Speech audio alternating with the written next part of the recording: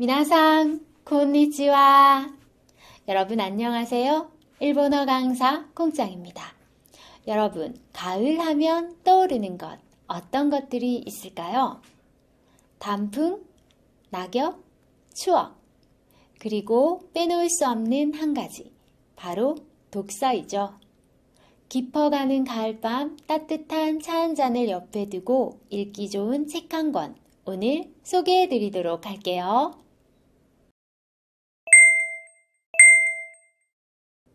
오늘 여러분께 소개해드릴 작품은 나츠메 소세키의 유리문 안에서 라는 산문집입니다. 나츠메 소세키는 일본 근대문학사에서 가장 활발하게 연구되고 있는 작가인데요. 일본 1000엔짜리 지폐에 등장했던 인물이기도 합니다.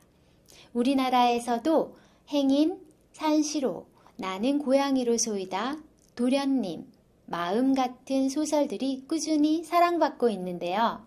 제가 오늘 소개해드릴 작품은 그런 유명한 소설들 중에 하나가 아니라 작가가 만년에 자신의 이야기를 담담하게 그려낸 산문, 즉 수필입니다.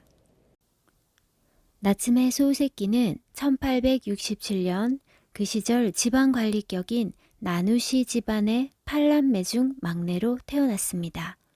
자신의 부모님을 조부모로 여겼을 만큼 고령인 부모에 형제 간의 나이차도 컸던 탓에 어려서부터 여러 집을 전전하며 불우한 유년기를 보냈고 성인이 된 후에는 큰형과 둘째 형의 잇따른 사망에 이어 결혼 후에 딸아이도 사망하는 등 가족들의 죽음을 자주 겪었던 것으로 알려져 있습니다.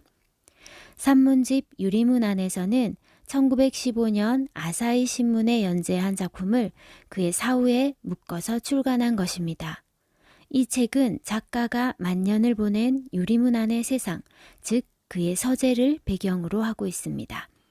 책이 쓰여진 시기에 일본은 1차 세계대전 중이었는데 아이러니하게도 소세키가 기거하는 유리문 안의 세상은 개국과 서양 문물의 전래, 전쟁으로 눈이 핑핑 돌 정도로 어지러웠던 일본 국내외 정세와는 너무나도 대조적입니다.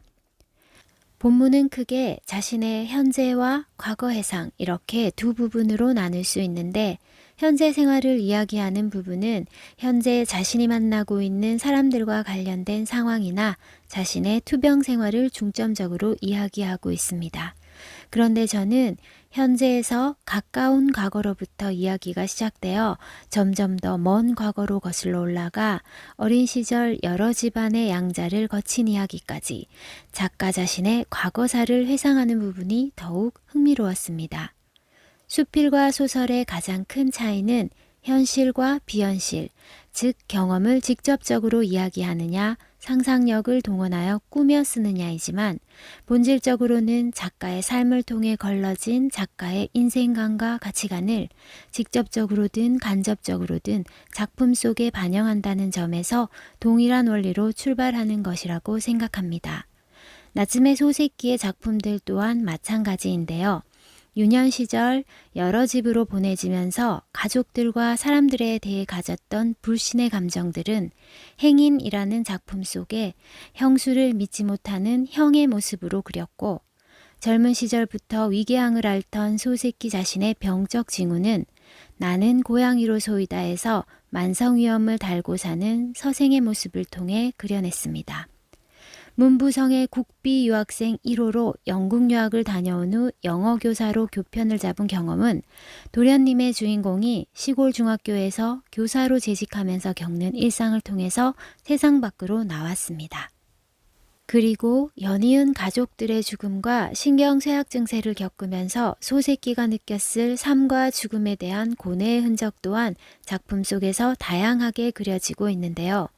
도련님에서 작품의 끝부분에 자신을 자식처럼 키워주고 돌봐주던 유모 기요가 폐렴으로 죽는다는 내용이나 마음에서 주인공이 우연히 해변에서 만난 선생님이 지금은 사모님이 된 눈부시게 아름다운 여인을 사이에 두고 친구와 경쟁을 벌이다 선생님의 친구가 결국 자살하는 부분 등이 그러한 예가 될 것입니다. 저는 이러한 모든 것들을 하나로 집약하는 것이 이번 작품 유리문 안에서라고 생각하는데요. 이 책에서는 키우던 강아지 헥토르의 죽음을 통해서 생생한 죽음의 모습을 전달하고 그에 따라 언제나 죽음을 생각하면서도 죽음을 두려워하는 소세키의 감정이 직접적으로 표현되어 있습니다.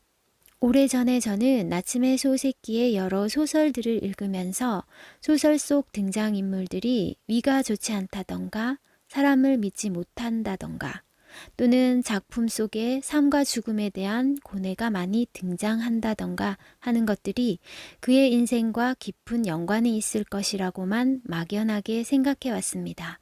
그런데 유리문 안에서라는 산문집을 읽으며 소세키 자신의 직접적인 내면 표현을 통해서 모든 것들이 한순간에 정리가 되는 느낌을 받았습니다.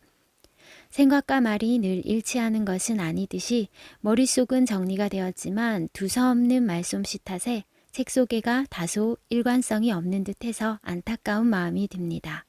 본문의 내용 중에서 세상은 온통 불안하고 불투명하고 불유쾌한 것으로 가득 차 있다 라는 말이 나옵니다. 유쾌하기만 한 세상이 어디 있으랴마는 일본어에 대한 열정으로 지식과 경험을 나누는 콩짱의 일본어 교실의 구독자분들의 삶은 앞으로도 늘 편안하고 투명하고 유쾌한 것으로 가득 차기를 기원합니다.